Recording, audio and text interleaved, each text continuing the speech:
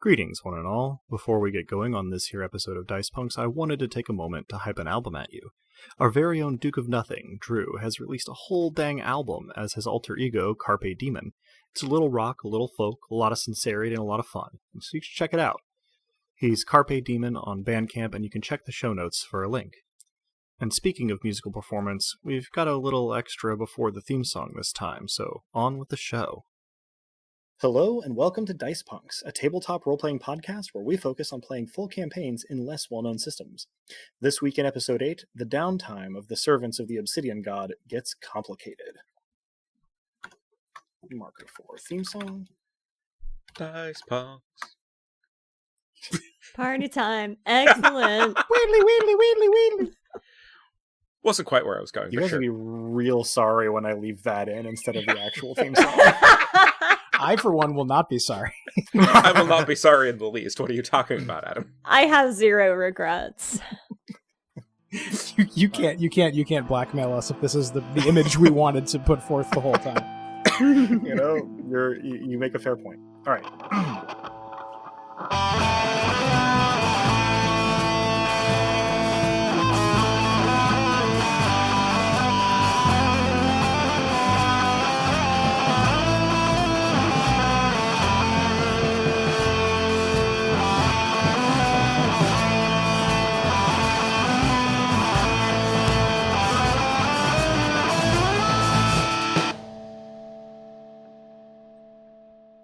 Hello and welcome. I'm Adam, your friendly neighborhood game master, and joining me are... Hi, I'm Drew, and I'll be playing Dosktir, Duke of Nothing, who currently understands nothing, can plan nothing, and knows nothing about what he's going to do to get out of his situation. I'm Robin, and I'll be playing Lyssa Crate, the drunken, dallying Duchess of Fury. I'm Dez, and I will be playing Romnet, who has been ordained by some, not a god, entity of darkness to solve people's problems, and well, look how that's going. Indeed. Thank you, guys. Before we get started, let's briefly recap any character stat growth, the events of the previous episode, get caught up. So first, we'll do, Des, you have a bonus XP roll every session. That is a pair of 4s and a pair of 1s. Well, one of those will get you your bonus Yeah, XP either is for sufficient. this session. Hooray! Anybody spending any XP? All right. Well, in that case, I believe that this time the recap belongs to Lyssa, so take it away. Thank you. So while we were gone, Romnut was doing Romnut things. I have it on good authority that the last person to visit him was someone who seemed afraid of the dark, which is a pretty rough situation to be in if you're in a place like Fermata, where it's always dark all the time, no matter how many torches you light. Trust me, I tried. Once we got past the gates, we sought some medical care for Dosk, who looked worse than I realized. So I pointed out to Romnut that Dosk had lots of holes that needed filling, but he was not amused, and we promptly found an actual medical expert named Farna. Lovely lady. Did great work for Dosk and got him patched up as much as he could be, considering that someone had plunged all 10 fingers into his ribcage at some point. We then went to speak to our manager, the big them Elstairs, and we tried to get more information, but they instead attempted to bully us and called us tools. I'm not a fan, I have to say. I don't like anyone that thinks they can pressure someone else into doing something against their will, and certainly they did try to pressure us by literally trying to force us to the ground.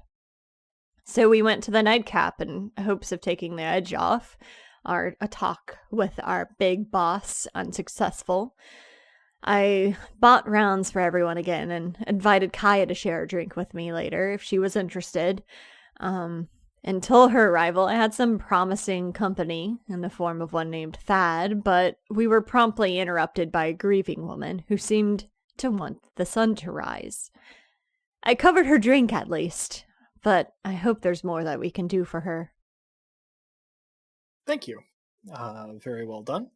And so that is where we rejoin our characters in action, is sitting at the bar in the nightcap with this woman who has just entered, sobbing on the bar and drinking very long swallows of something very stiff from a large clay cup, while the bar watches on in relative silence.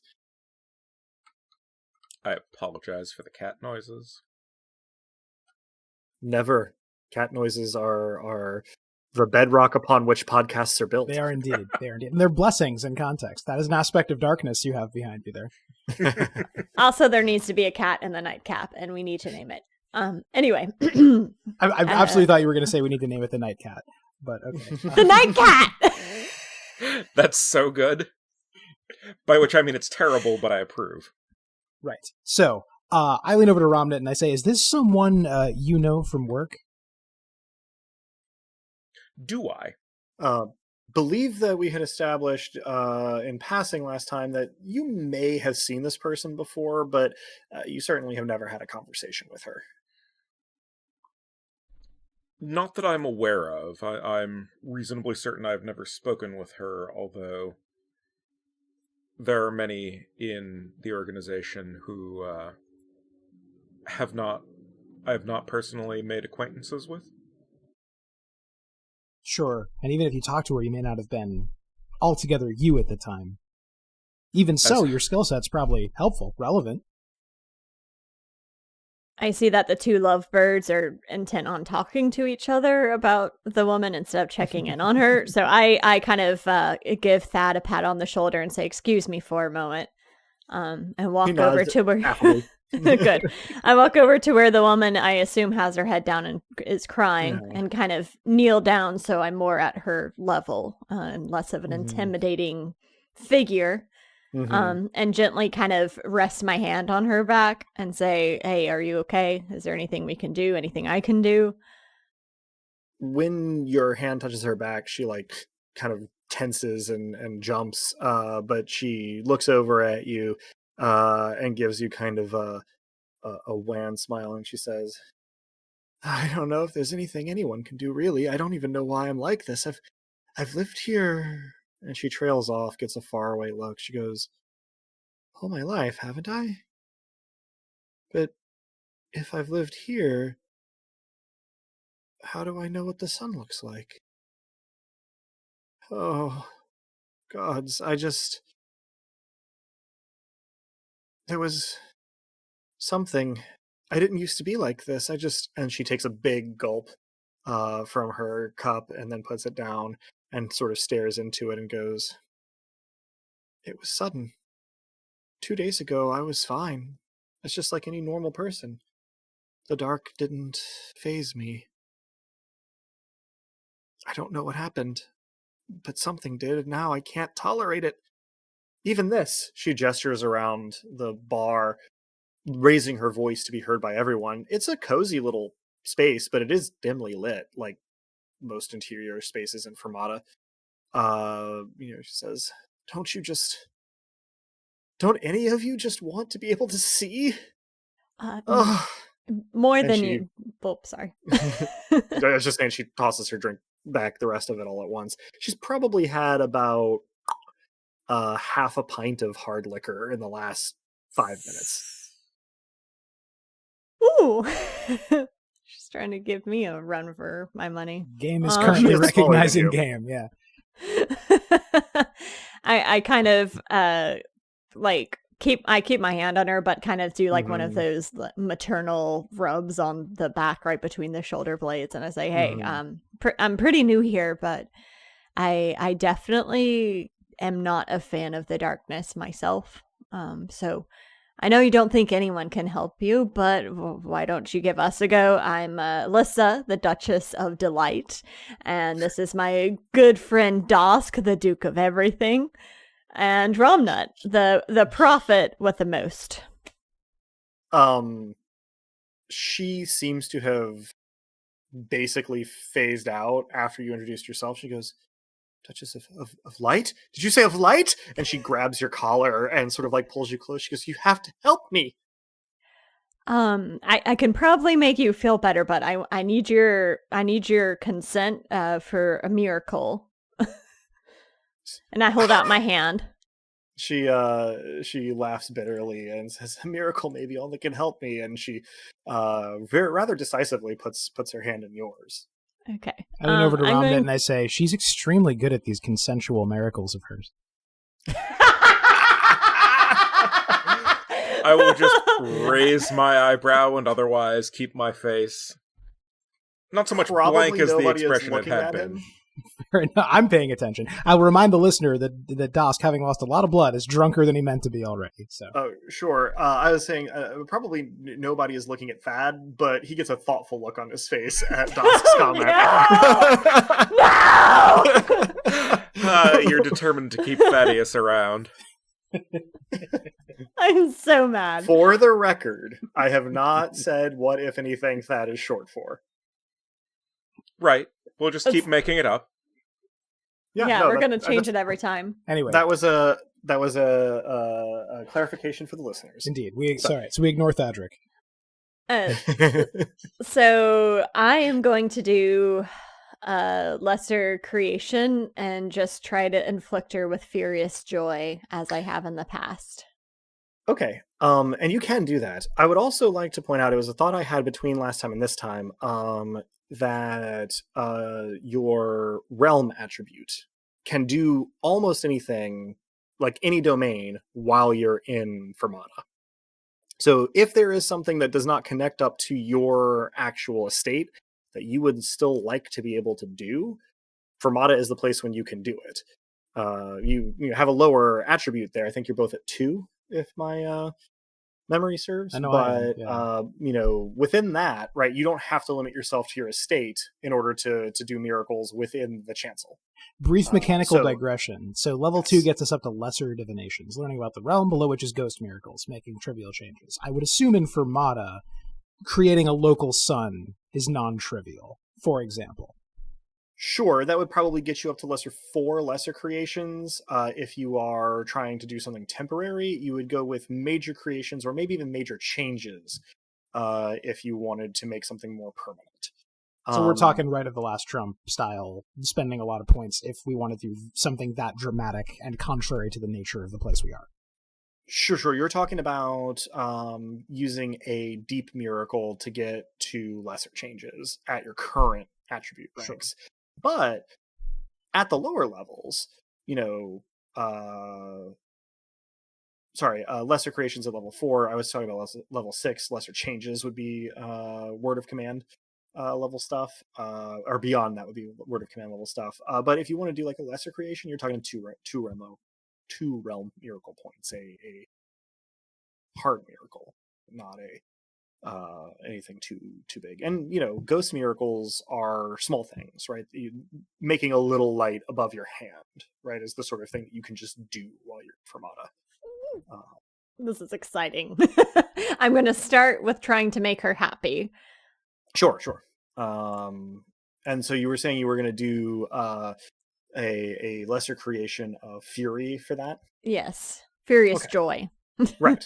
As usual, you will need to make a roll to get the manifestation of fury that you wish to.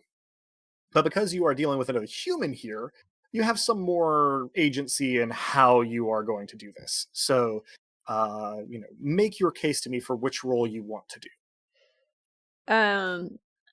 I want to do charm and fascinate, of course, because I'm trying to be this comforting, fascinating presence for her.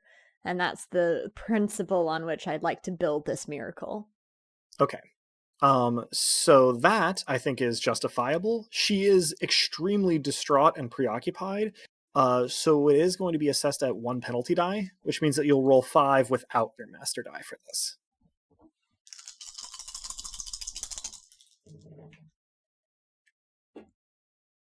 I got 3 8s. 3 8s is really quite good. Damn. Yeah, no, way to go. And let the listener know that Robin provided video evidence of this. I almost couldn't believe it myself, so I needed to put it on camera. this is a very sort of in the own home, bedroom, dining room kind of recording situation. But if one day in the distant future we are a truly professional operation for this, I would very much like to have something like Dimension 20 has, where they have a camera in the top of their dice roller. Oh yeah. So that when they make a particularly important roll, they do it in the box of doom, and you can see just that one dedicated view. That would be fun and helps to enhance drama in my experience. So you have a pretty substantial success on Fascinate here, accompanied by a Create Furious Joy, sort of miracle. So within that, tell me what happens. Ooh. I imagine that she would be pleasantly overwhelmed by that kind of furious excitement that you get, the kind of feeling you get right as you crest over. I know there's no roller coasters in this world, but right as that hill approaches Mm-hmm. and you're excited to go down the other side, or right before a day you're particularly looking for, children the night before Christmas, that sort of furious joy. Yeah, she sort of looks up slowly from her drink. Her eyes are a little bit unfocused. Her cheeks are pretty red, but you're noticing like her breath is coming like a little quicker, not in like a panicky way, exactly, but with excitement. And she just sort of gives you the like slow opening, like looking up at you eyes, and she sort of says, "My lady, I thank you. Will you? Will this last?" I'm still working out the logistics, in all honesty, but if you promise me that you'll drink a glass of water and maybe slow down on this a little bit, it's be a lot for a woman my size even. She nods slowly. She says, "Whatever you wish, milady," and looks down where Kea has already, while you were talking, furnished her with a tall cup of water and a bowl of hearty stew with a heel of bread, kind of in it. And she sort of looks at it and goes to reach for it, and then looks back up at Liz and says, "I hate to be a bother, milady, but I just feel so on edge. Would you stay with me?" Of course. For my part, while she's looking at Lissa, before she goes back to the stew into the water, I make those items luminous. Just briefly. Every little sparkle that might appear in a water glass is blindingly bright. Whether the change is to the water or to her eyes, I might not even be sure myself, but that's the goal. Yeah. You get like a real like Studio Ghibli or like Food Wars sort of plate there, with a little bit of like slow zoom on it, and you can, it doesn't actually make a little twinkling noise, but you can kind of, your brain supplies one, as she sort of takes a steadying breath and then starts to dig in. Thad sitting on the other side of you is kind of looking thoughtful and a little impressed, as he sort of just sips at his ale and just watches the goings on. People in the other parts of the bar start to talk again. It's not as lively as it was, but they're not as like fixed on what's going on here as they were. I give I think KO for the wink. she smiles and blushes, and after a heartbeat tries to wink back at you, and kind of isn't very good at it, but she tries. I act like she is marvelous at it. So yeah, things have calmed down a little bit. You guys seem to have some downtime at the nightcap. Hard to tell time a little bit here in Fermata, but you get the feeling that you came in kind of at the end of the working interval. So you have what is essentially 2/3 of an evening ahead of you, should you wish to make use of it. So, we can sort of time lapse here, but if there's anything in particular in character you want to do, or anything you want to see happen within the bounds of presumably babysitting the woman who does eventually introduce herself as Lelant. She Spelling? is Lellent. Lelant. I tell her to call me Lissa and drop the milady thing. You succeed in getting her to call you Lady Lissa. I'll take it. Compromise. I will be sure to make good on my previous pledge to get Romnet's next water for him. I make a show of presenting it to him, and I repeat the luminescence trick just a little as I hand it to him. I will nod appreciatively at the gesture, the show, and the manner in which it is offered. I beam. After slightly more brightly than the water.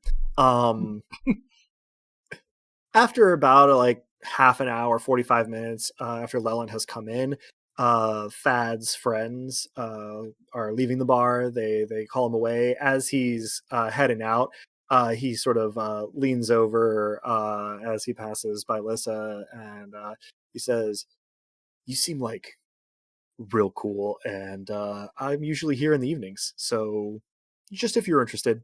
And then he gives you kind of a finger guns, and follows his friends out of the pub. I finger gun back at him.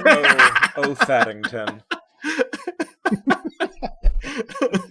So, for the listener, Robin said that while just holding her head in her hands. The very face of resignation.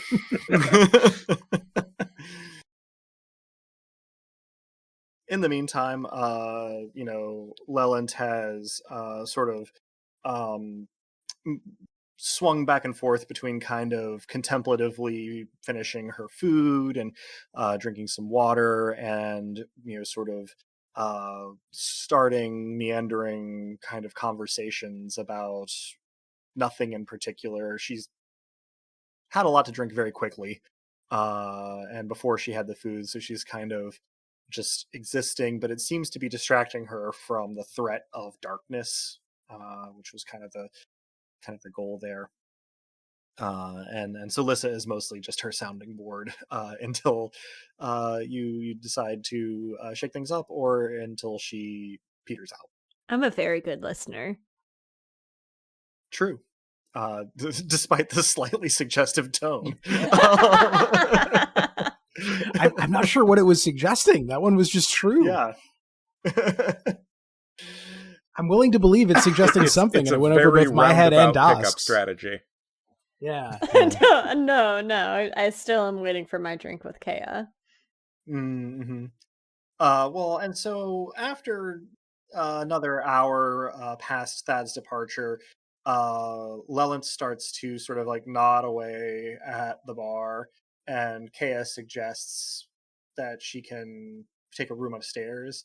And she doesn't quite panic, but she kind of stiffens, and she, looks up imploringly at Lissa and, says, "You won't leave me alone, right?"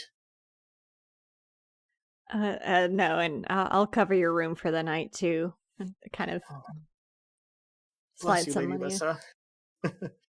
Kaya gives you kind of a smile and a nod, and you end up basically carrying Leland up to her room. She's pretty much asleep Piggyback. by the time. She's asleep by the time you lay her on the bed, and a couple minutes later, Kaya comes in, kind of just knocking at the door frame to check and see what's up, and that everything is okay. Is there anything you need, milady, or that Leland needs, poor thing? Not presently, unless you're feeling up for that drink. She looks thoughtful. She says, "Well, my relief should be here in 10-15 minutes, I think. So perhaps I'll be back up with a nightcap if you're interested." Of course, if you're interested. She smiles and gives you a little bobbed curtsy and says, "Then wait right there, milady. I'll be back once my shift is over." And heads back downstairs. Dosk, Romnet up to anything in particular for this interval? Dusk is trying to get a thought out, and he's probably failing somewhat miserably. If I cut you off, we'll get to you in just a moment, because I would not notice in character. Because I am saying I owe you some time. I mean, this is time, but time outside of this, away from people, with no violence and no work and we said we would take some time for just us, and I would still really like to do that if you still would. Yes, that would be lovely. Do you have a thought on the nature of that time? Oh, I mean, with you is the essential nature of it, I suppose, but you know better than I what to do around these parts. What's a place in Fermata that brings you joy that you haven't been to in an age? Well, I suppose a few questions. How are you feeling, and are you hungry? The first would require a somewhat complicated answer, but the second is easier, famished. Well, while we're on our way, I suppose we can leave Kaya a note for Lissa, as it were. And I will let Kaya know that we are heading out, and to please let the Lady Lissa know when it is convenient. Kaya is glad to oblige. I have the strangest feeling we won't be missed. Yeah, I don't think anyone would expect that.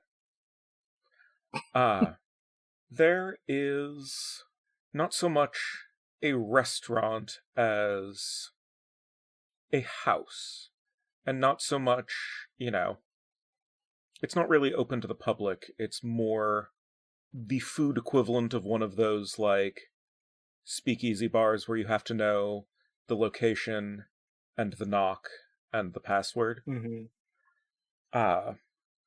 And it's in the quiet city, so I lead Dusk on a scenic and roundabout trip through the riotous and then the quiet city, making sure that it is not taxing on his energy or anything like that, but just providing an opportunity for conversation. And if one knows the location and the knock and the password, then one is served a meal as a friend of the proprietor. Thank you, Cat. That would be the proprietor. Giant angry cat. Yes, sure. Das, for his part during the walk, is sort of letting the fact that he probably has more spirits in him than blood at the moment burn off slowly, enjoying the riot of the riotous city, enjoying the quiet of the quiet city, and enjoying being led, and is immensely grateful for the time and for the secret, and when it comes to that, for the food. And at a couple of points, I will ask for stories of your time before here. Lacking a filter, Dosk says, I was, and perhaps am still technically a monk. I once joined an order on the Salt Shoals, the Order of the Aleph. I don't know if word reached Fermata about it. They have a very complicated set of beliefs. Ostensibly, they believe that all time and all space will eventually converge on a single point, and they're preparing for that in some way. I think just there will be kicks some time Adam, in the future. I'm going to roll lore for this. Oh, yeah.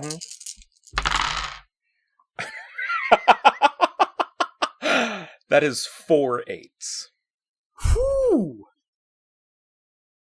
I can't surprise this guy. Wow. You were aware that there was some kind of monastery out on the Salt Shoals, but as far as your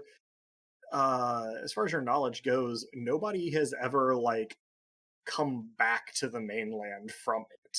Like, everybody who goes out there and like gets off the boat and isn't just like dropping off supplies stays there presumably for the rest of their lives. Obviously this is not literally true, but as far as you knew, it was. I will express deep surprise and, mention the monastery with like the architecture. I'll like stumble over words and like sputter a few features that describe the place. I didn't know people came back from that.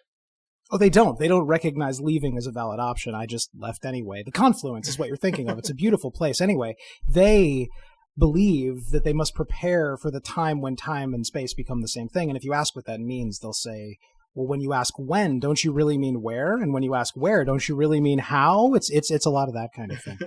I just wanted access to their library, and I did hit it off with one of the other monks. I'm sure he's still there. They're all still there. They don't. Did I mention they don't recognize leaving as a thing you can do? But I did.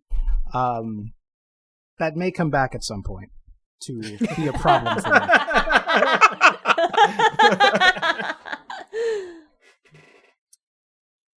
What did you find at the library? Oh, it was the most marvelous collection. I assume a lot of them were books of their own composition, works of obscure philosophy, but a tremendous collection of histories. The Salt Shoals have an absolutely fascinating history of changing hands and rivalries, religions, more religions than I realized existed in all of Taraxis, if I'm honest.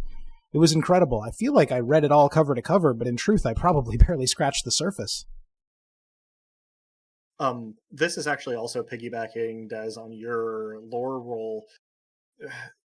In recorded history, at least, there shouldn't really be that much civilization in that area of Taraxis. Like, clearly the confluence is there, so people can live along the shore of the Siamir and the Seru Delta and out on the barrier islands and stuff. But as far back as your histories have ever shown, there aren't exactly like a lot of different groups moving in and out of the area. So it appears that there are two possibilities here. Your knowledge doesn't go back far enough, or some of this has been fabricated or exaggerated by the monks writing it. Perhaps a third one would be that there are simply things that were unknown to the history that you were taught, within the same timeline. But you are certainly somewhat surprised to hear about the wide variety of religions that books in the Confluence reference, in that part of the Traxan geography. This was but of course, I want to be clear. This is not me saying, Drew, that your supplying of this knowledge to Dosk was incorrect at all. Oh, for sure. No, and in fact, I maybe see on his face as I'm starting to sober just slightly that these objections are climbing his face, and are climbing up to his consciousness, and I say, these sorts of contradictions are things that I would point out, and when I would point out that what was in one book flatly contradicted another, or even itself, and that this was impossible, this history being spun, the elder brothers would just look at me as though that was exactly the point.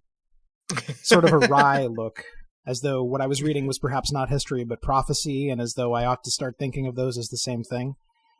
Did I mention I left? Yes, and well, when one foretells things, the future is just a different past. Of course, you have a professional interest in this. That makes all the sense in the world. I will mention that and that pauses in character, performed out near there at one point.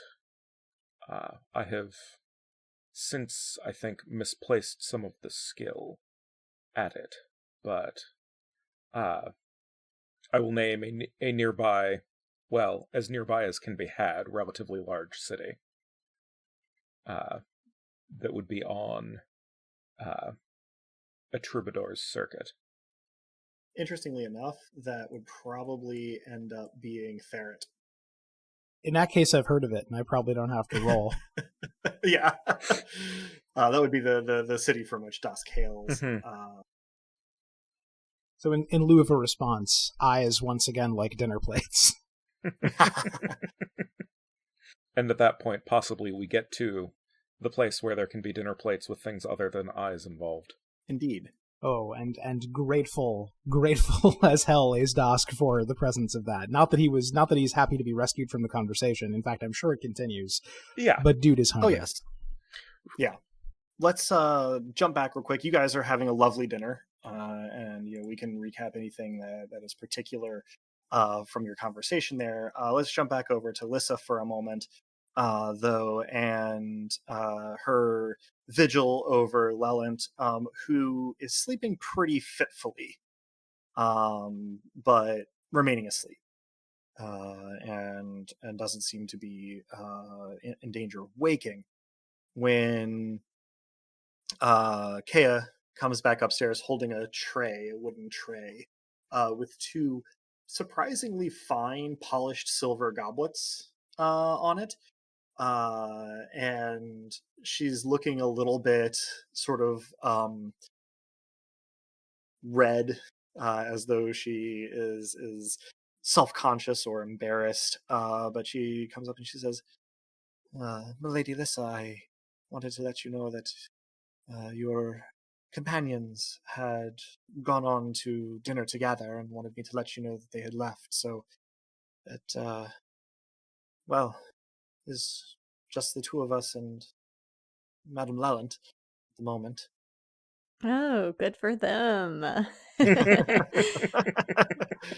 I take a look at the two lovely goblets and tray that she's brought up and kind of gasp and say, "Oh, this looks wonderful. Thank you."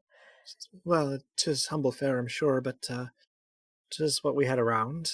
You are seeing her actually for the first time without her apron on, which is not like a dramatic change of appearance, but certainly seems to have changed her bearing a little bit. And she sort of walks up to you and sort of like gives a intentionally formal, almost to the point of being comedic, like little bow and flourish with the tray. And the goblets hold one holds a measure and the other holds a double measure of some kind of very sort of floral bouquet brandy in them. And she says, "Your choice, Lady Lissa, of which portion you'd prefer. I'll have the other, regardless." I take the one with the double measure. When you reach for it, she picks it up before you can grab it, and she says, "Of course, milady." And then, cheeks absolutely burning, sets the tray on the mantelpiece and sits in your lap, and goes to pour it into your mouth. I let her. Damn. And I kind of support her lower back with my arm to make sure she doesn't fall off my lap. Not that there's not ample space, but Sure. As she lowers the cup, now drained, and places it back on the tray, she picks up her other one and says, "You're very strong, Milady Lissa," and takes her own drink, and sort of snuggles in to keep you company in whatever fashion you prefer while you are hanging out in Lellant's room, making sure that she doesn't wake up screaming. One of these dates is significantly less awkward than the other. Yeah, we have a bit of an audience. and yet the progression on that date. My mind. Yeah, well, and for what it's worth, Kea seems to be really enjoying having sort of the lion's share of your attention, and has just, grown apparently very fond of you, especially having perhaps this evening seen two other people kind of fawn over you. Has emboldened her some. It's also kind of clear that maybe her measure of brandy was not the first thing she'd had to drink before that point. But a little liquid courage probably played into it. But yeah, she's happy just to spend the time with you and to follow your lead. Yeah. And I give her my whole attention and make her feel like she's the brightest star in my sky. Very, very good. And the evening thus passes. We'll give Dask, Ramnet, if there's anything in particular that you guys would like to loop in from your dinner. Very private by design, it sounds. And you are able to, discourse long on many things. But if there's anything in particular between then and Dask's body just demanding that he sleep, this would be the time. I will say that with some portion of his remaining strength, though certainly enjoying the food, the conversation, the location, all of the above, Dask is exerting some amount of energy, insisting that he must kiss Ramnet before the night is over, and torturing himself over what would be the correct moment to do so. And I'm going to say that as we're leaving the secret place, that's when he finally decides it is time to venture this. Yeah, so, you've had a lovely dinner, you've had a lovely conversation, and you're leaving. You step out onto sort of the front steps of the establishment, as it were. And Dask finally reaches his decision point. I think this is on you for narration, dude. I think it is. No, thanks, Des. Thanks for the very... Well, no, I mean, my incredibly crass question was going to be whether this was a roll. I don't think it has to be a roll. No, we've already, both of us smoldered at each other. I think that's true. Now that you have asked if there was going to be a roll, it would definitely be body plus endurance to see if you just don't just like start falling asleep. Oh, sure. Okay, I was like, endurance. Good God. What do you think a kiss is? Wow. But no, I am not going to be that mean, especially since you have no way of actually passing that roll without miracle points. Ouch. I'm getting beat up on tonight. That's so in my head there's been an entire psychodrama. How aware Ramnet is of that it depends a bit on your role play, Des, but I say this was precisely what I needed after a rather trying day, and I can't think of anyone I'd rather have done it with. And I lean in closer and I make my intentions clear. I lean in. What happens next is partially, and right. I do not yet respond, except physically. And I think at this point you are probably leaning in a bit on me, both for logistics and for, I will make it so that I am supporting you at least in part. And yeah. That lasts for a moment of untold length. I decide that I'm not going to melt, but then I probably melt anyway because it's been a day. Probably, and when the moment comes to a close, it is because of a soft, polite, but nevertheless somewhat situationally crass round of applause from a passerby who winks at Ramnet. When you sort of glance up at the sound, and then continues on their way. I scowl, but it's a scowl that appreciates more than perhaps it means to. And then probably it is beyond time for Dask's bedtime. And since you do actually have a mattress back in the manse that was prepared for you and Lissa of softest a obsidian few sessions back. 600 thread count obsidian. That will probably do for resting. And so this is the time when you can change one killing to shock in each of your damaged locations, Dask. Cool. And just for the listener's sake, this means I now have 1 killing damage still in my head and 2 in my torso. Indeed. And the night for the player characters here passes pretty uneventfully. When we'll start with this one, I suppose. When Liz awakes, you are sort of uh, laid back, reclined in a cushioned sort of easy chair in a room upstairs at the nightcap, and Kea is sort of nestled up, head on your shoulder, sort of seated in your lap, her legs kind of up over one of the arms of the chair, sort of still asleep, breathing deep. Adorable and very sort of small compared to you. And you look at the bed, and Leland isn't there.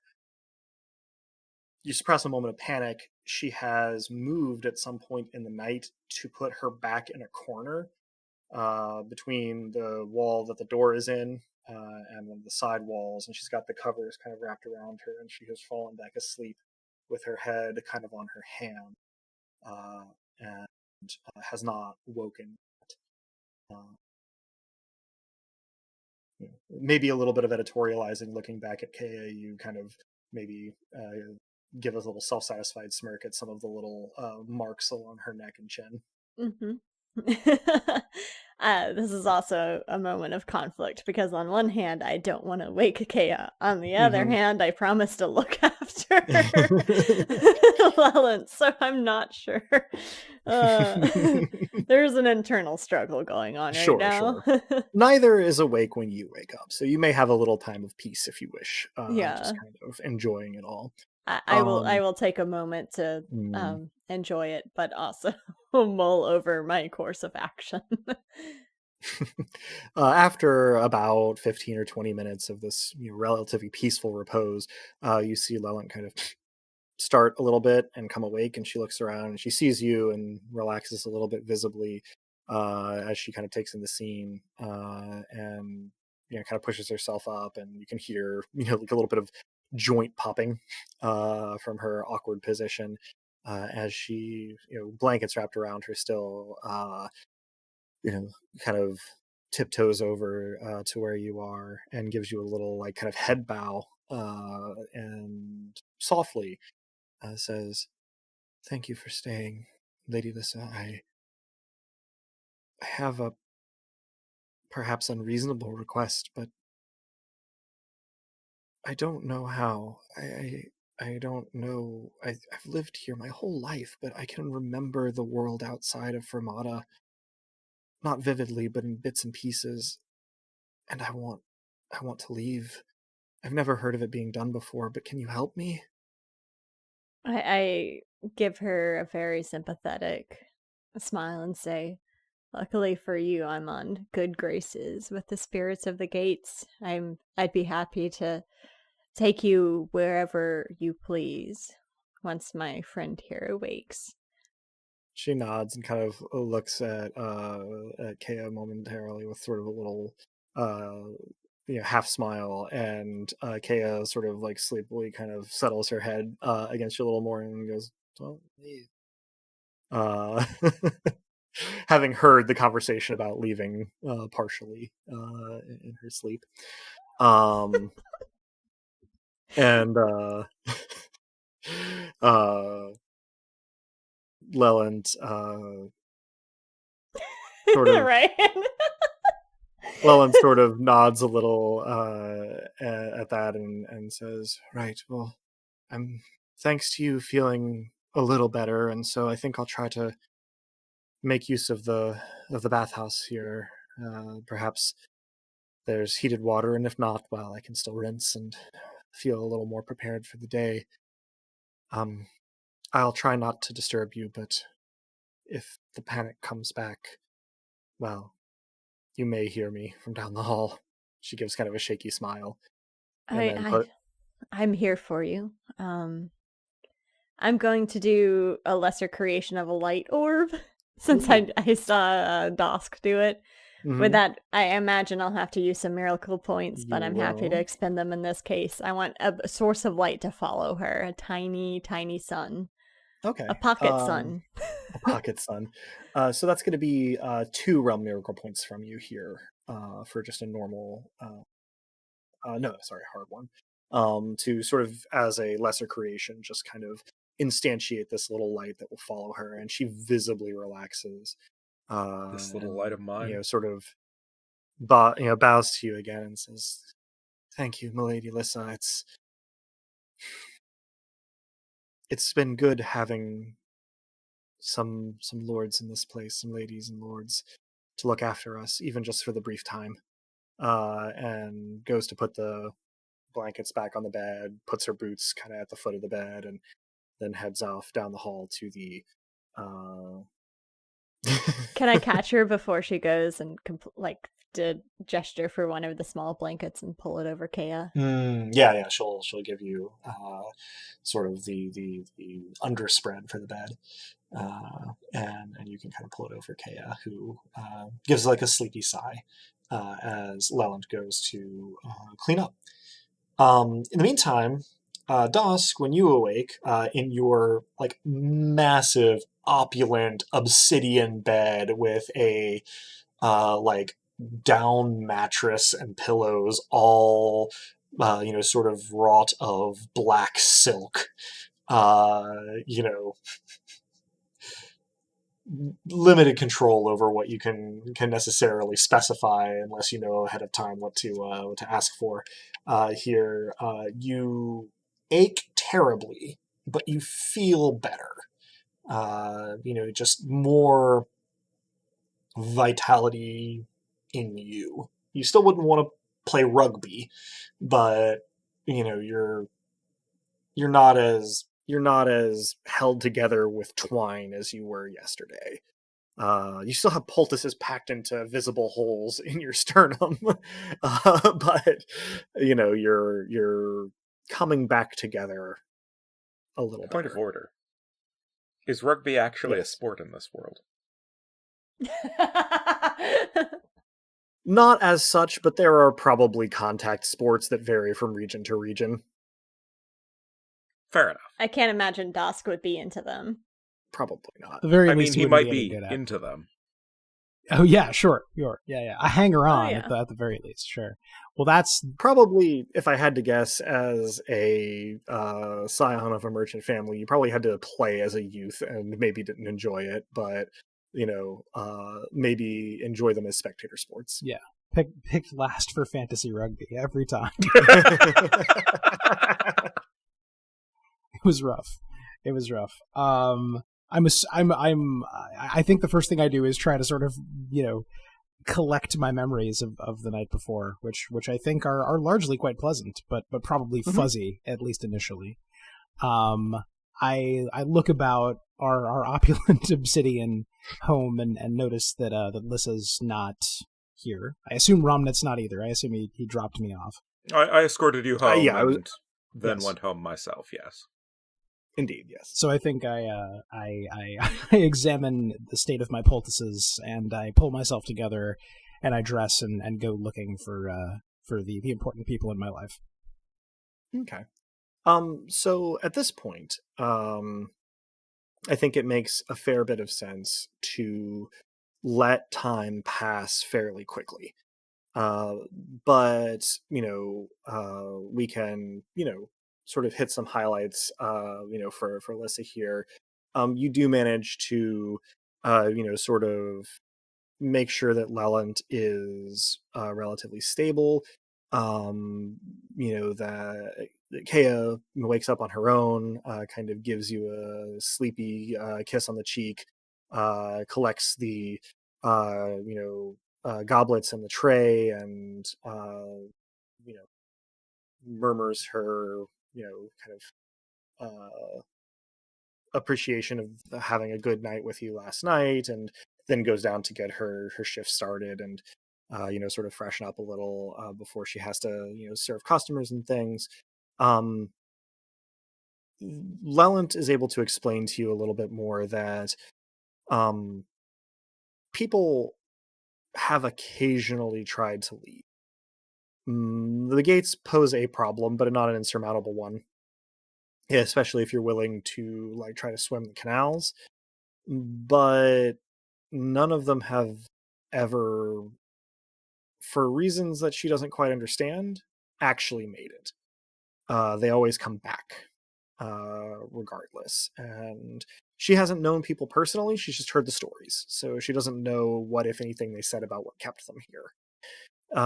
But knowing that the possibility is there, knowing that she has this little light for a little while, and knowing that you can look out for her, she says that, she thinks she can hang on. She won't try to drink a whole bottle of whiskey, again, going forward. She lets you know where to find her, a modest house in the quiet city, if you need her, and otherwise, she'll try not to make a stir, but she'll come find you if she's having this, sort of panic reaction again. And that if you figure out a way to get out of the city, that would be ideal for her, as far as she's concerned. Before time accelerates too much, as I'm walking in the general environs of where we live, do I see any acolytes? Occasionally. It's unusual to see more than one in a given hour, just kind of in the general motion of the street, but they're around. I do get their attention when I can, and I'm kind about it because I know it's what Lissa would want, but I say, it would tremendously please the Duchess and I if you could bring anything you can acquire that is furiously soft or furiously bright. And I use a ghost miracle to make what appears to be light in one hand and what appears to be a downy pillow in the other. The acolyte gives a very solemn, slow nod and then moves off, presumably to do what you asked. But it's hard to tell. I take the shotgun approach and just do this exact shtick whenever I have the opportunity. All right. And so, that leaves everybody here by mid-morning at, sort of able to do with approximately 2 weeks, what it is that you wish to do. I am trying to, give you guys a nice little cushion of downtime here, for kind of time lapse out of character stuff, so that we can regain some miracle points, which I know Dosk desperately needs, and a couple weeks of rest will of course bring Dosk that much closer to being good as new. So that's appreciated. And if what we need to craft here is not so much our immediate actions as a routine, I would say that Dosk attempts to make the acolytes understand softness and brightness every day. I would say that he continues asking Romnet to show him the finer points of Fermata, and I think he asks Romnet at every opportunity I think he's trying to get a sense of how long Romnet has been the Romnet he is today and who he was before that. I think curiosity has started to gnaw, so each day is a question of trying to make life a little more livable and also trying to understand situations a little better, and also asking Lissa whenever possible, this maybe takes it to you, Robin, what we should do next.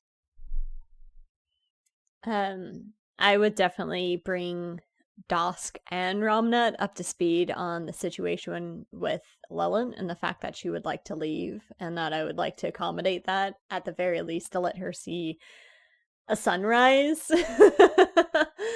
And start inquiring onto how that can happen. During this conversation, I look at Romnet as though that's the simplest request in the world, and we could maybe do it this afternoon. I probably have no particular ideas on how to leave, as to me, I have always been here, although I am aware that this has not always been here.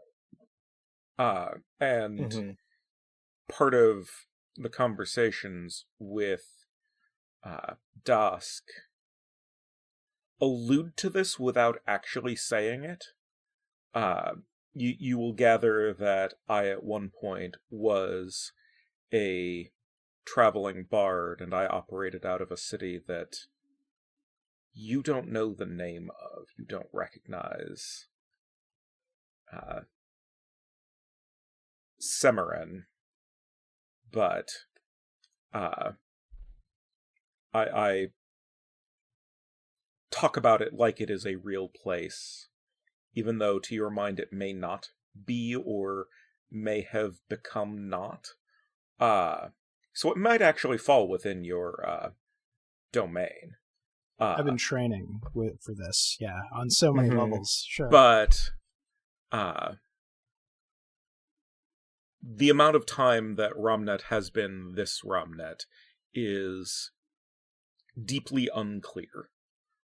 Even though I am, forthcoming in all of our discussions. It's unclear to you, too. Exactly. So, one thing, too, when the idea of Leland leaving Fermata is presented to Romnet, you don't hear the Obsidian God's voice, nor do you speak with it, but you do just kind of have some kind of noetic understanding that the answer is no. That Mott will not allow someone to leave this city We'll see without about that. their express permission. I will bring in that it may be wise, or at least make the endeavor worthwhile, to seek their express permission. Questions that I have about your activities here, real quick. Lissa, are you trying to kind of pin down Varric at any point during all of this? Absolutely. I check in on him as soon as I have some free time. I may dance around the fact that I had another episode, but I will try to get him to put down the drink and pick up the hammer again and go to the forge appointment that I arranged for him. When you do find him the first time, he is looking better. He hasn't really been like, what's the word I'm looking for here? He hasn't really been trying to get going again, but he has sort of throttled back. He's actually made some friends, maybe not like boon companions, but like, people who like he knows something about and like, spends a little bit of time with.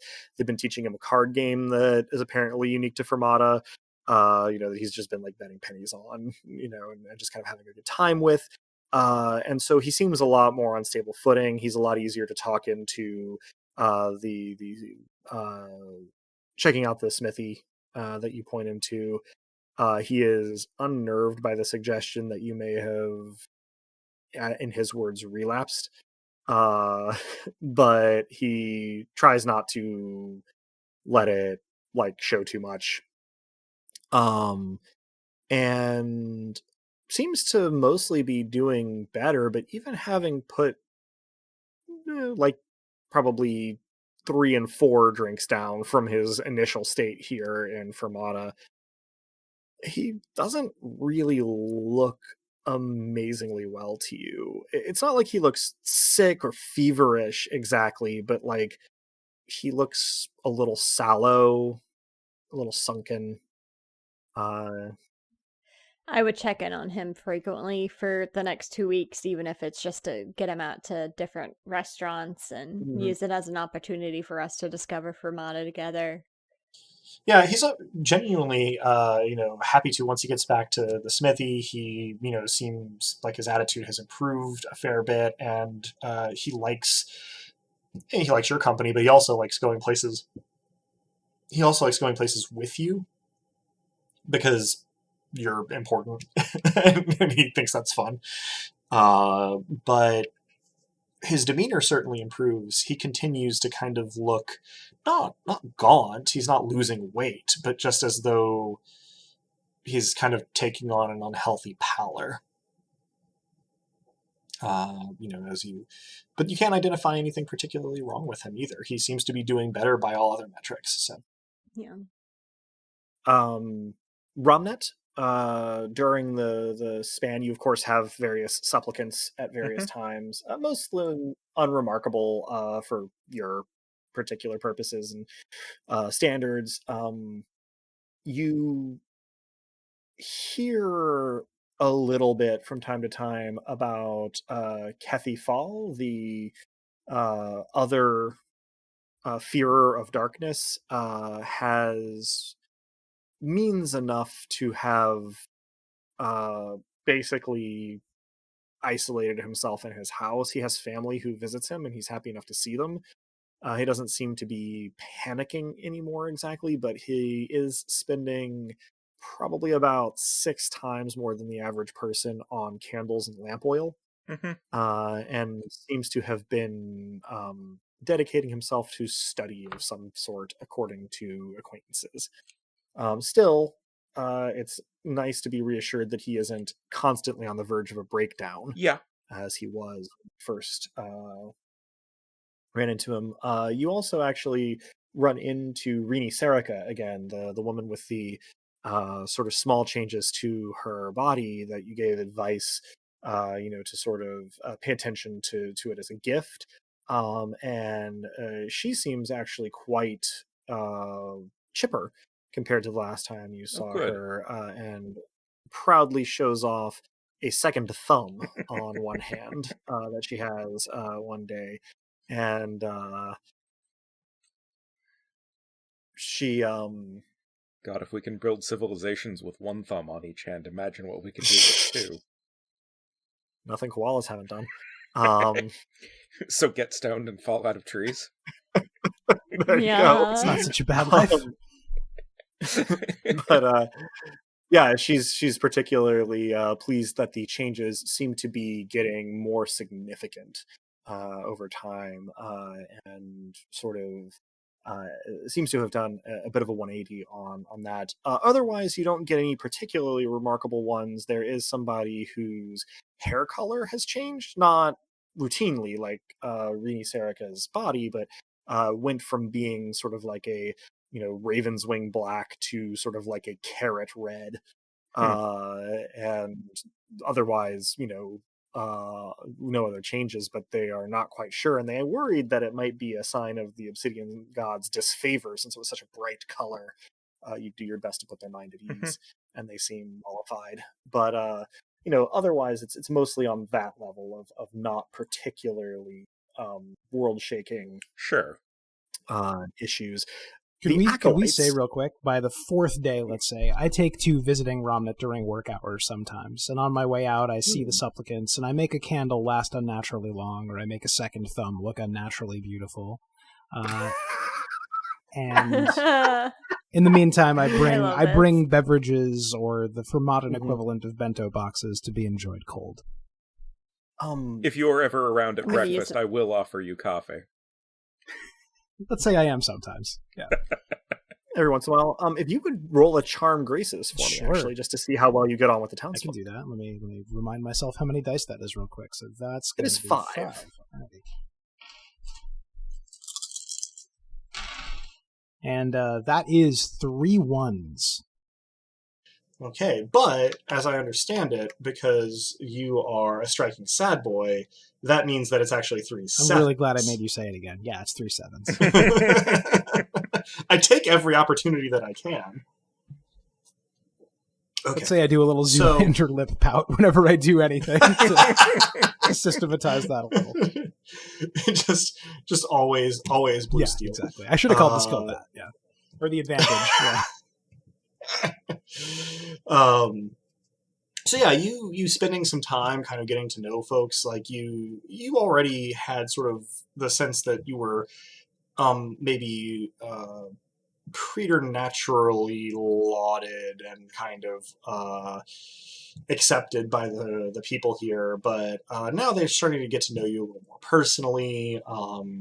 You get the feeling that the vibe that they get from you is of like a beloved but strange uncle that you might have a goofy diminutive nickname for, but didn't actually call him that to his face. Probably 90% of that comes from your sartorial choices, though, and people start to kind of look for you, when you're coming around Romnet's place. I'll take it.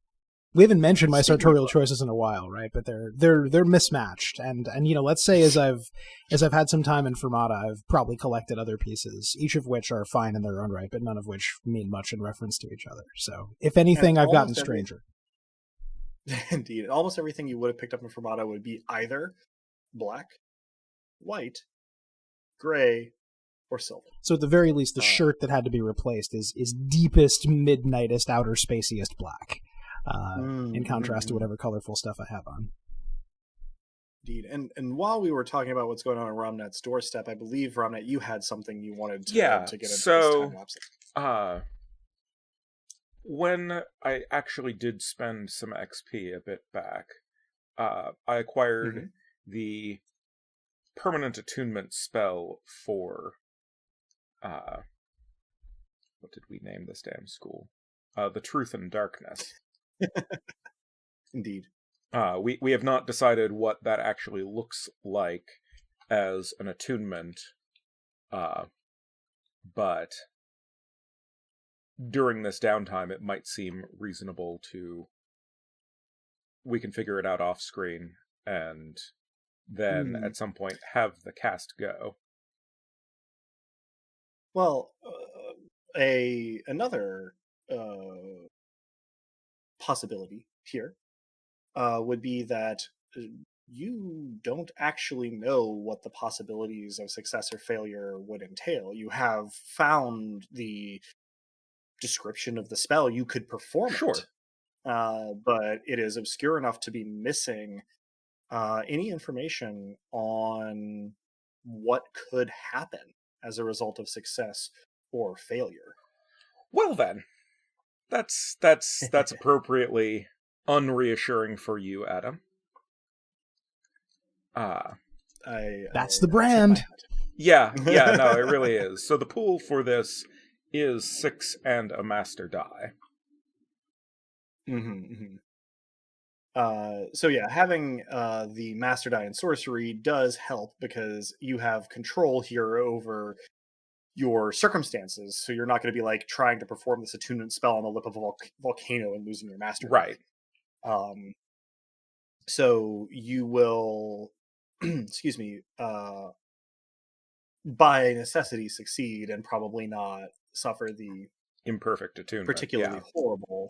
Or rather, yes. For those of our listeners who may not have heard anything about it before, attunement to sorcery in Rain means that you can, if you permanently attune, you can only cast spells of that school going forward, but you can cast any spell of that school without any other preparation beyond just what the spell itself requires. Otherwise, there exist spells, for reference, that require attunement in order to cast. And there is a temporary attunement spell if you want to be profligate and cast spells of multiple schools.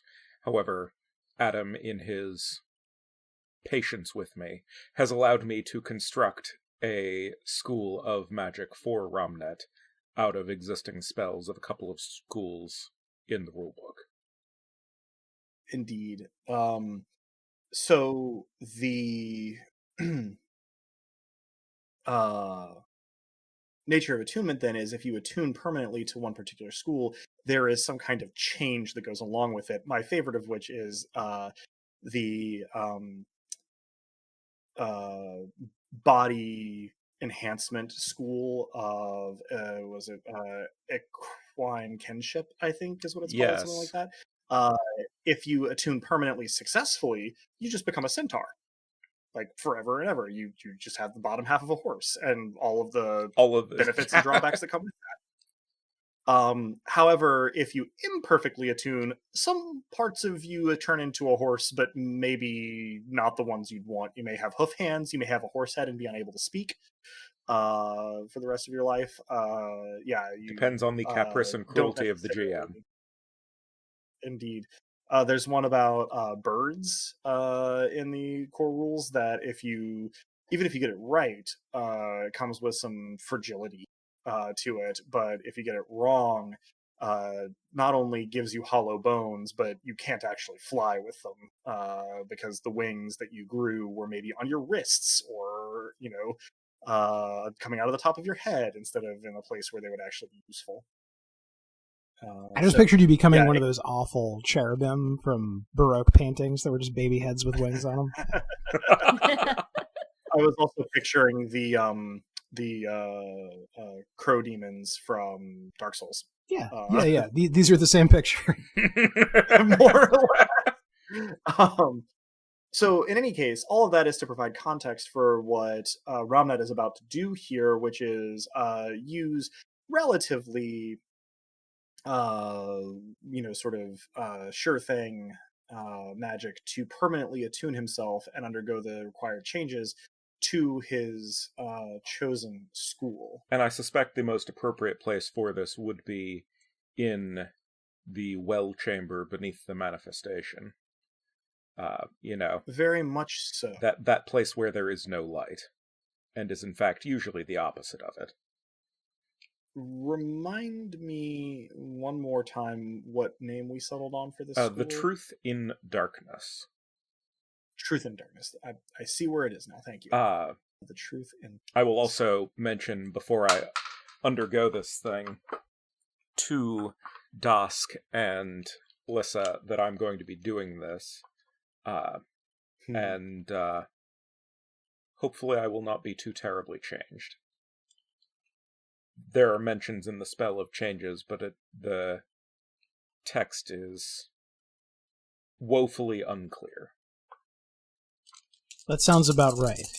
Well, let the record show that I like you the way you are, but I also know that you need to do this, so here's hoping the changes are for the better. Still as I end up.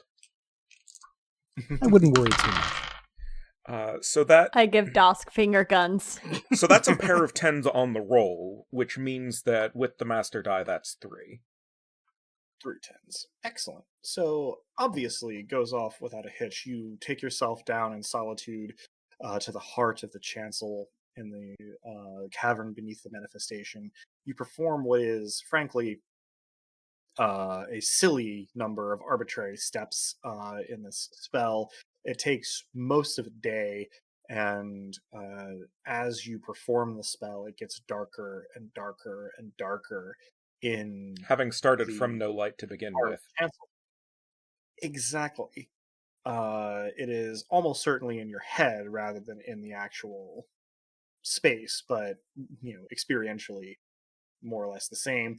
And you finish off the ritual by drinking ink and sort of saying the last couple words with an ink blackened tongue, teeth.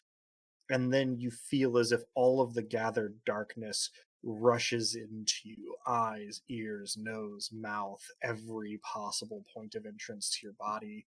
It probably only lasts 5-10 seconds, but it is an experience you are unlikely to forget anytime soon. Yeah, 5 or 10 seconds alone in the dark can be a very long time. When you do sort of regain your senses, though, you feel less surrounded by darkness. You can actually sort of not see exactly, but perceive around you better than you could when you first came in. You can tell it's still as dark as it was, but you simply can sense around you better than you could.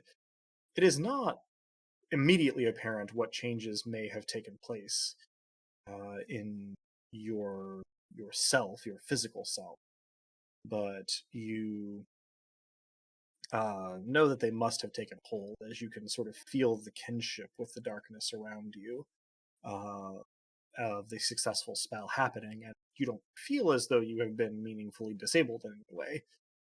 So you head up out of the cavern, looking to see if you can discover any particular changes. It is not until you see your reflection in the canals that you realize what has happened. You are mostly the same. Reflection in the canals? There's no other person there? Indeed, there isn't. You see the truth. And so you see your reflection in the canals, and where your hair had been a reddish brown, it is now black. Doesn't quite describe it. It is like you are seeing the silhouette of hair, but without a backlight. There is no shine off of your hair whatsoever, and it sort of moves not as though a flame, but almost like a sort of smoke kind of coming up off of your head. Somewhat more upsetting, though, is that, well, you still have eyes. You still blink. You can feel them moving around when you look this way and that. But to all appearances, your eyes are just holes in your head with sort of wisps of darkness trailing Adam, out this of is them the as your second head time that moves. you have given me Smoking Void Skull. You thought I would leave smoking Void Skull on the cutting room floor just because I used it once already? You know, Well, the listener is unfamiliar with Smoking Void Skull. We wouldn't want to deny them the pleasure. Yeah.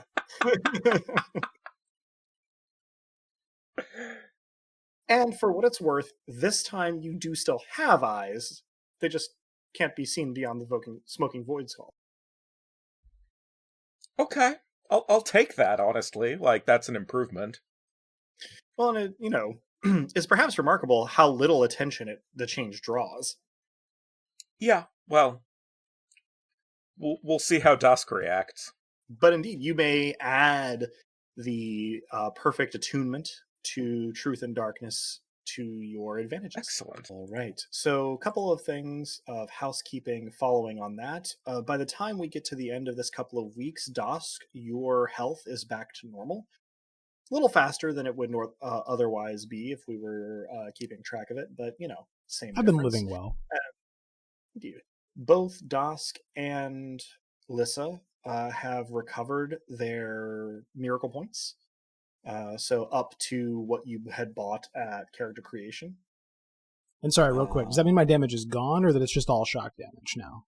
It's gone. Okay. Shock damage goes away a lot more readily. That's what I thought. I just didn't want to be a munchkin about it. No, you're good. Happy to answer the questions. Your chest has some very interesting scars on it, but feels surprisingly okay. And hey, scars mean that it's closed up. You no longer have holes in your. Yeah, no, way preferable. Way preferable. Let's say, because I don't know that my boyfriend has Smoking Void Skull yet, that I'm very self-conscious about the scars.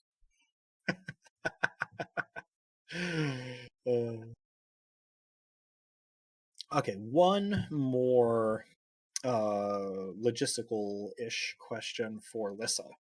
During these 2 weeks, are you spending any time in particular with Kea or Thad or both? I'm spending time with Kea and probably also spending time with Aveen. Oh, yes. I would probably you also have pass a number. notified Aveen that I was doing this thing. Oh, sure. She, when you tell her, you just kind of pop your head into her office during working hours and let her know. She just nods and kind of gives you a thumbs up and says, "Hope your skin doesn't fall off." And that's pretty much it. Thanks for that vote of confidence, Aveen. Happy to. And goes back to her paperwork with a big sigh. And then Lissa, your time spent with Kea is during her off hours at the nightcap. You pass a number of lovely intervals, and she still calls you Lady Lissa or Milady Lissa. It is getting to be more of a pet name situation, though, than a mark of deference. She seems to enjoy the sort of differential in your physiques quite a bit, and is growing to be more comfortable and less sort of easily flustered around you, except when the moment seems to call for it. Good. I like her flustered. She seems to enjoy the game as well. When you manage to speak with Aveen on a couple of occasions, She is pleasant, if somewhat distracted, and is somewhat unsettlingly aware of your movements and activities in the city. She protests that she's not having you watched. She just hears things, uh, and is very pleasant about it the whole time. But there isn't really much that you get up to that she doesn't seem to know. And she gives you a fond, good-natured, and only somewhat excruciating ribbing about you and Kea spending time together. But she proves to be hard to pin down for longer than about 15 minutes at a stretch. At any point, do I get to make good on my promise to kind of do the lesser creation of Furious Joy to help with her energy levels? And She continually takes a rain check on it.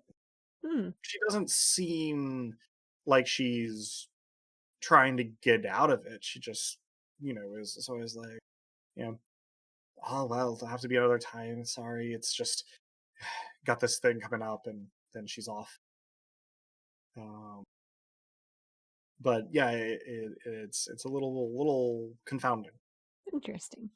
How does Dusk react to smoking Void Skull? So we'll say that this is perhaps the next morning when Dusk comes around Ramnet's office. And and I'll say that Dusk is rehearsing how he's going to explain that he has some gnarly scars as he's walking up.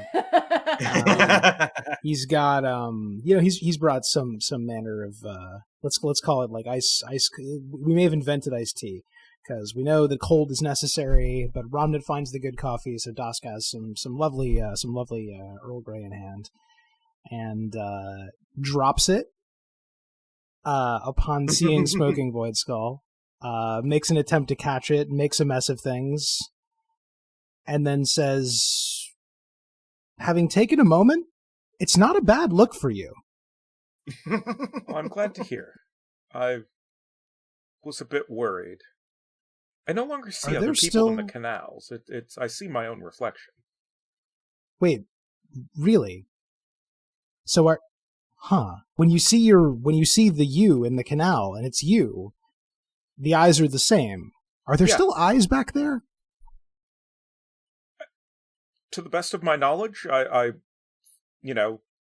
move my perception around in the same way I had before, which is to say, only aware of it when I'm thinking very hard about it, and that's weird. Well, in point of order, you also can rub your eyes. Oh, okay. Like you have eyeballs. Then the simple answer is yes. They're apparently obscure. So I put my hands on Ramnet's face in a combination of intimacy and utterly irresistible clinical curiosity, and sort of run my hands over the void, or run a thumb over the void.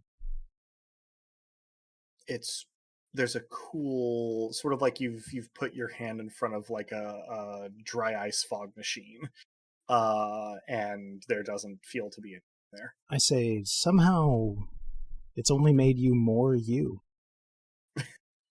I don't mind a bit. That's reassuring. How are you this morning? Excellent. I may need to go find some more tea, however.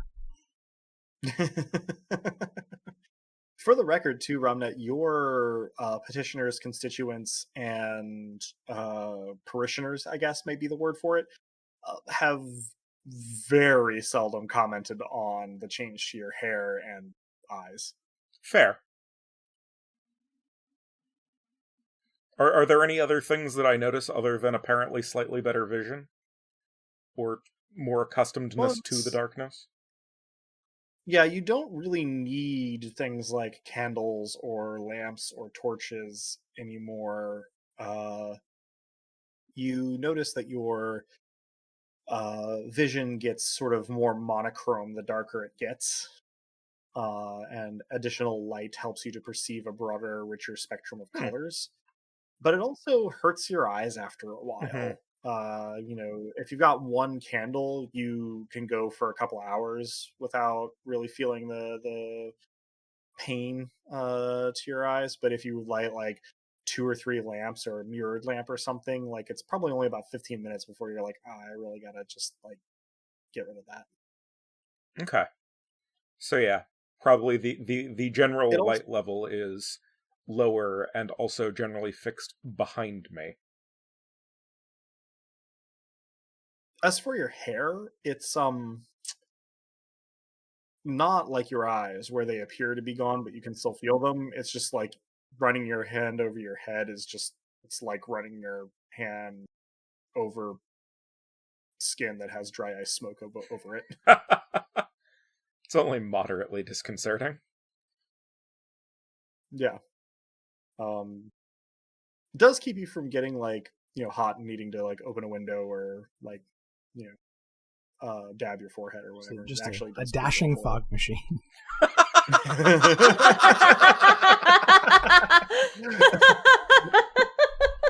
I picture his head then actually making the little noise. That's probably the noise that I make once the light has really gotten to me. That's very funny. All right, so is there anything else in particular that we hope to have accomplished, done, said, seen, made, etc. during this interval? I think we'll say that as these 2 weeks wind down, Dask has a sense of foreboding, and so I do think some of the time would be spent making sure that his Mambele is sharp, and that all of his most important possessions are close to hand. He probably for the first time since arriving in Fermata, it's one and the same at this moment. Go through the possessions and make sure I've got my lucky coin. I put out a couple other possessions that I've gotten from family members who I haven't spoken to in a long time within my room. Something I was once told was an astrolabe, which is almost certainly not an astrolabe, is now up by my bed. And it feels a little bit more like home. I don't know how well the Acolytes have done making it brighter and softer, but at least it feels a little bit more mine. I had meant to say something about that. I think I started to, but I was talking over someone. The day after you first talked to the Acolytes, the sort of entryway to you guys' mansion, when you came back to it, was like littered with just like every pillow and every lamp that they seem to have been able to find. None of them at all what you asked for. Like very like dim decorative lamps with just like kind of sculpted casings and just very inefficient setups, pillows that were heavily embroidered brocade with tassels and not at all comfortable to sleep on. It takes you probably a couple of hours to go through everything and just be like, okay, let me try again. By the end of 2 weeks, you've met with more success. You don't know where they're getting them from, and they won't really tell you. They just look confused when you ask. But you do end up with things that you feel qualify as furiously bright and furiously soft, a handful of each. This also probably means... I will say... Oh, go ahead, Rob. I will say that I probably end up with a lot of the tassel-y brocade pillows on my general space. It becomes a nest. Yeah, indeed. One does not get handed a boho Marie Antoinette pillow fort and simply cast it away. This probably means that I also don't spend very much time chez vous. Fair. Also, over the course of 2 weeks, as we either grow more obviously attached or else actually have conversations about expectations and things, there are probably a fair number of disappointed flirters about town. Indeed, I was. You'll notice I resisted the temptation to interrupt your lovely dinner date. Yes, but that was going to come up in the near future as well. That yeah, Dask, Romnet seems to be quite friendly and well acquainted with a fair proportion of the male population of Fermata. Mostly it's small things, a wave, a wink, a smile, A smirk. overly familiar greeting. Occasionally it is a little more forward, like a blown kiss or a handed off note. And in one case, it is a tall, olive-skinned gentleman with dark eyes and a well-manicured beard, stopping and asking Ramnet if perhaps there would be time for another dinner date sometime soon. And I let will the record show. No, sorry, go for it. I will put him off as graciously, but sort of with an air of finality to it. With some regret, obviously, but also, like, if Dusk is present at that time, like, I will make it obvious the reason why. I assume that is a charm fascinate roll instead of graces. I would lean toward Well, graces. I say could instead see of graces argument because for- that is how I do. Indeed, right? Romantic charm. I forgot about that one. So yes, that is going to be a charm fascinating. 3 and a master die. So pair of 10s. I rolled 8, 9, 10. So ornamentally pretty doesn't not come a in. thing. Yeah, ornamentally pretty Right. doesn't come into play either. Okay.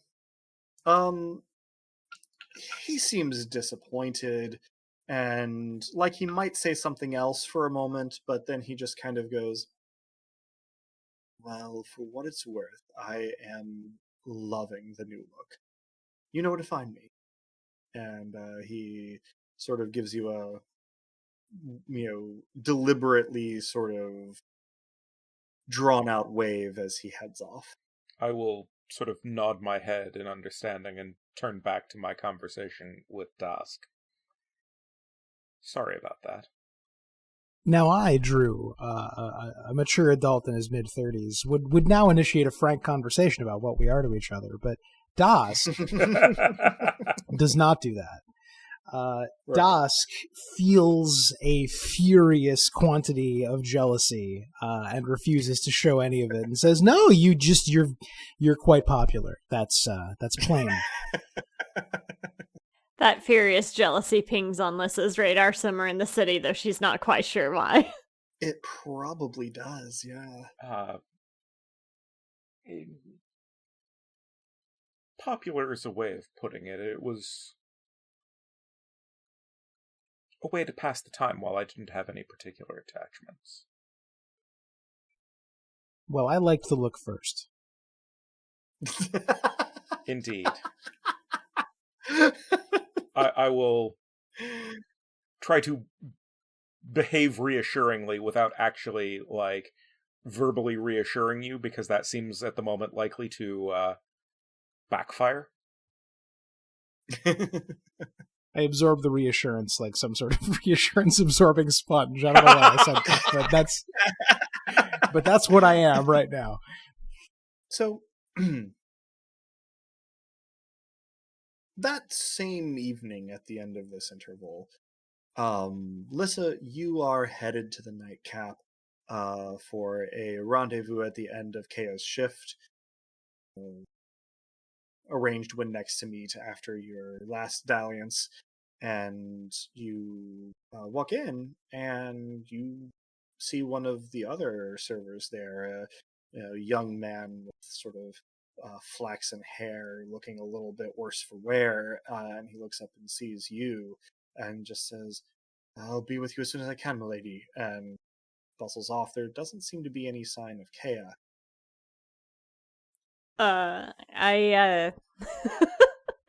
Why you do this? I take a seat at the bar and wait for the other server to come back and inquire about KAI. He shrugs and shakes his head. He goes, "I wish I knew, milady. She didn't show. It's very unlike her, but we couldn't get in touch with her at her residence. I assume something must have happened, but obviously he gestures at the the bar room and says, "I can't investigate on my own, unfortunately, and well, Lady Avine is busy with her responsibilities, as I'm sure you are aware." So I'm a little concerned because we'd planned to meet here. I Do see. you would you be comfortable with pointing me in the right direction? I just want to make sure she's okay. He nods a little. He says, "Certainly, she's usually at her home in the Quiet City when she's not here." And he outlines a couple of directions. You know the city pretty well by now. Not every nook and cranny, but directions work with you. And so you set off. Uh, and as you are walking through the Quiet City, having just emerged from the canal, you're sort of in like a relatively uh, wealthy area. You're about 2 blocks in from the canal, a little bit away from the main thoroughfares. Um, you hear a piercing shriek followed by a crash of glass, and Hea comes tumbling out of the front of one of the houses along this street. Sort of shallow cuts from the glass that she just dove through all over her, and she curls up into a ball, sort of sobbing and wailing incoherently on the ground, uh, maybe 20 feet away. I, of course, rush over and try to see if there's like an immediate threat, and then turn my attention to her if there's not. Yeah, as far as you can tell, there's nothing like chasing her or anything. There doesn't seem to be any movement or sound coming from the direction of the window that she dove from at all. So checking on her, she seems physically okay. She'll need some, cleaning and bandaging of cuts, but none of them seem serious. They're just scrapes.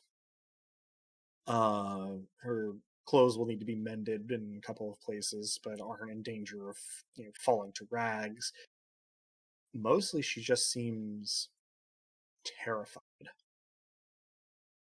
I ask her what she's terrified of, suspecting that I may know the answer. She sort of flinches a little bit at the sound of your voice, and then looks up and she goes, "Oh, Lady Liz, I don't know. It's so dark." And she throws herself into your arms. Right as you clasp your arms around her, you double over in pain. It takes you a second to figure it out, and you manage not to drop Kea, just barely. But a moment's consideration, and you realize Fury is under attack somewhere. And that's where we'll end our session for. So, everybody can get one mortal experience for this episode. And not just Dosk was healing up. I don't remember if Lissa took any damage or not, but if there was any damage around. I already took the remaining shock damage off of my head from the lovely Siren's Kiss. Yes. I remember the scars now being a particular worry. For what it's worth, they have healed up to just little tiny white spots, a couple of places on your forehead. We have a professional opinion that they look good, too. Yeah, we did. Farna was, sort of considering she liked them. But we have our mortal XP, our recovery from damage, and if we haven't already, make sure to mark that your miracle points are back. I think that might be about all for the logistics here.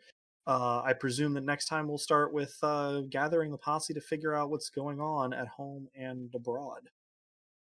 So with that, I think that concludes this session of Dice Punks. So thanks everyone for joining us. I hope our players and our listeners enjoyed it as much as I did, and that you'll all join us again next time.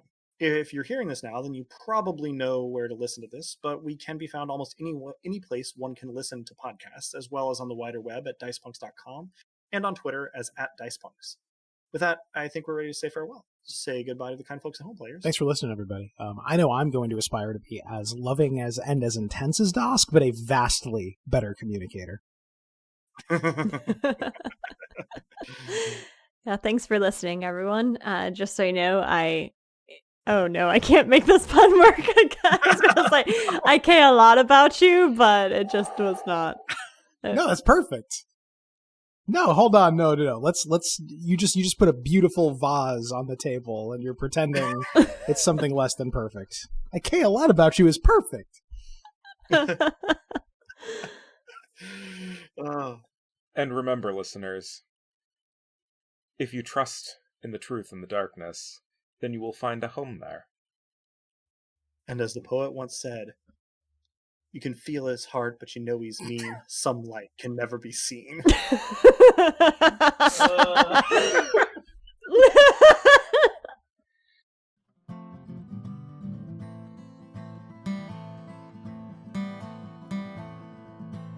Thank you, dear listeners, for tuning in, and stick around through the admin stuff. There's a Romnet prophecy with Dez waiting for you at the end of it. The songs in this episode, theme of the Dice Punks, and its acoustic version were written and recorded by the Duke of Nothing himself, Drew. Cover art is by Joanne, who will be behind the scenes for the time being, but played Rue the Gremlin in our Psionics one-shot. Site design and graphics for DicePunks.com are by Robin, the player behind the irrepressible Lissa, the Duchess of Fury. Rain and the one-roll engine it runs on were created by Greg Stolze, whose work can be found in, well, a frankly astonishing number of cool places, but I'll point you toward gregstolze.com. Nobilis was created by Jenna Caterin Moran and can be found alongside much of her other really intriguing work both in and outside of tabletop role-playing at afarandsunlessland.wordpress.com. Links to both systems and authors can be found on the Punk Grimoire section of our website, dicepunks.com. Thanks so much for listening. If you liked what you heard, that's reward enough on its own, really, but if you're so inclined, you can help us out by rating and reviewing us wherever you listen to us, telling your friends who you think would like us to give us a listen, and even by heading over to our Patreon at patreon.com/dicepunks.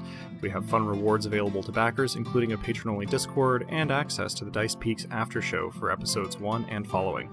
Regardless, we hope you'll tune in again. Until then, remember, subtlety is for cowards.